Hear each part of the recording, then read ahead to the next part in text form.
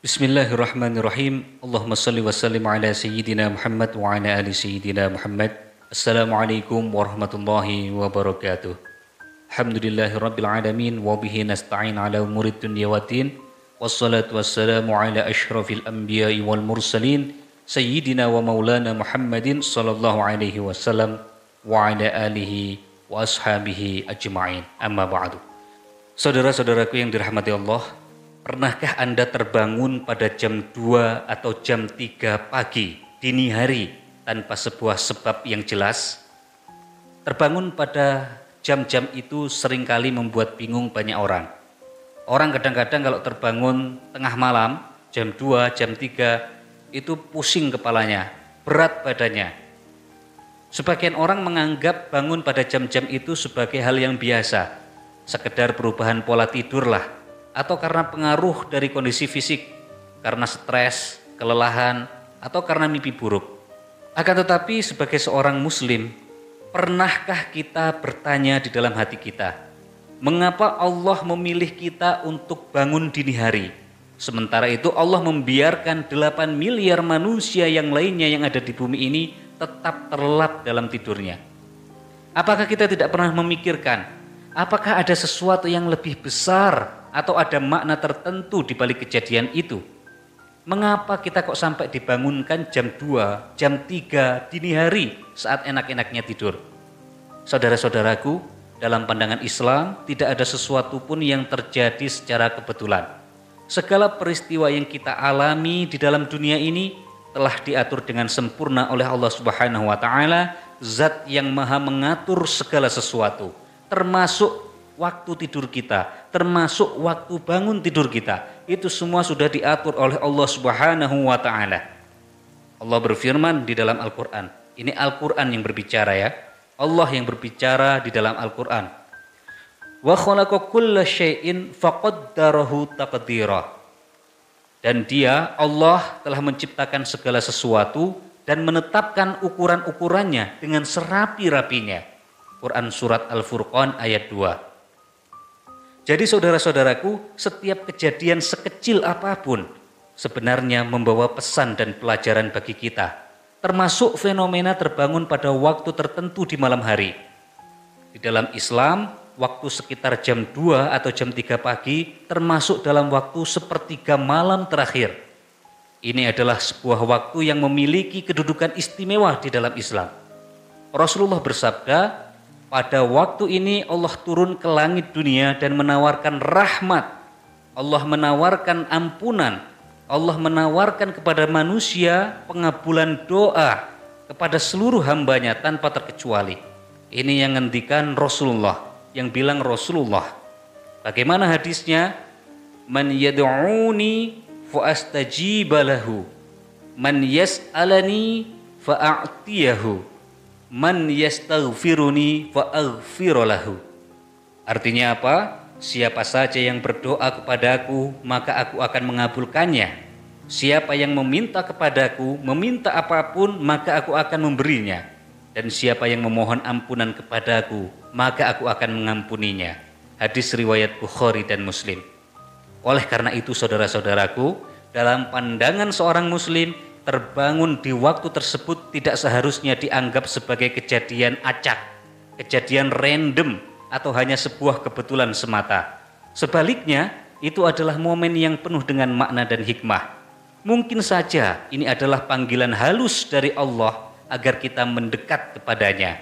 Mungkin saja ini adalah tanda bahwa Allah menginginkan kita untuk menghadapnya pada saat itu juga. Saudara-saudaraku, keheningan malam memungkinkan kita untuk merenung. Keheningan malam memungkinkan kita untuk berdoa, untuk memohon ampunan, untuk meningkatkan kedekatan spiritual dengan Sang Pencipta. Setiap kejadian hidup, baik yang kita sadari ataupun yang tampak biasa saja, adalah bagian dari rencana besar Allah. Jika kita mau merenungi, jika kita mau mendalami maknanya, kita akan menemukan bahwa setiap momen memiliki hikmah yang besar, memiliki hikmah tersembunyi yang dapat memperbaiki kualitas hubungan kita dengan Allah, dengan sesama manusia, dengan seluruh alam, dan juga dengan diri kita sendiri.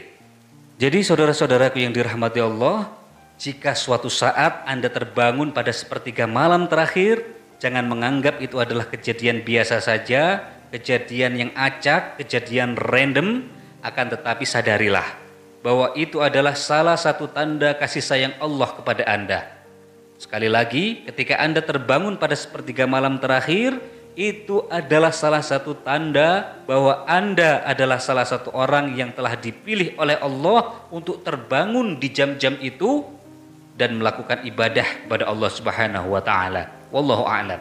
Rasulullah sallallahu alaihi wasallam bersabda, "Yanzilu Rabbuna tabaraka wa ta'ala kulla lailatin ila as-sama'id dunya hina yabqa sulusul lailil akhir wa yaqulu man yad'uni fa astajiba lahu, man yas'aluni fa a'tihi, man yastaghfiruni fa aghfir lahu." Allah Subhanahu wa taala turun ke langit dunia setiap malam pada sepertiga malam terakhir, kemudian Allah berfirman, "Siapa yang berdoa kepadaku, maka aku akan mengabulkannya. Siapa yang meminta kepadaku, aku akan memberinya. Dan siapa yang memohon ampunan kepadaku, aku akan mengampuninya." Hadis riwayat Bukhari dan Muslim.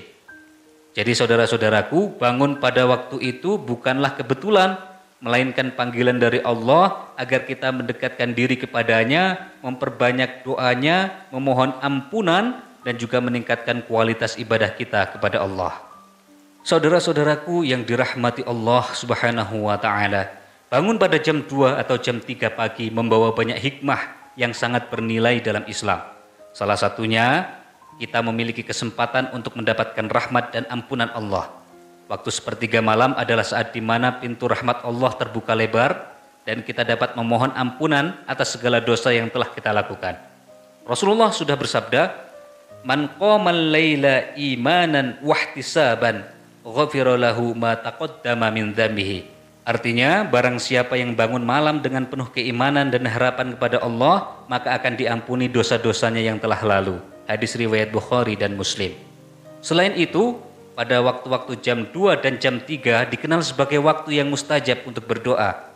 Rasulullah Shallallahu alaihi wasallam bersabda, "Inna fil laili la sa'ah la yuwafiquha 'abdun muslimun yas'alullah fiha khairan illa a'tahu iyyahu."